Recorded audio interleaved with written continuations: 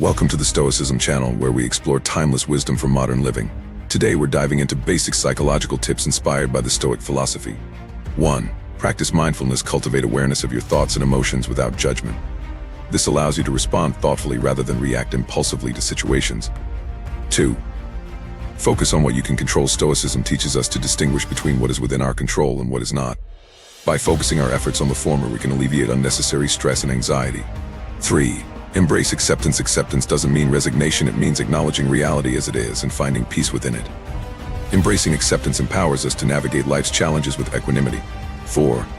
Develop resilience. Stoicism encourages us to view obstacles as opportunities for growth. By reframing setbacks as learning experiences, we can build resilience and bounce back stronger than before. 5. Practice gratitude. Cultivating gratitude shifts our focus from what we lack to what we have. It fosters a positive mindset and enhances our overall well-being. Incorporating these basic psychological tips into your daily life can lead to greater mental clarity, emotional stability, and overall fulfillment. Remember, the path to a flourishing life begins with the mind.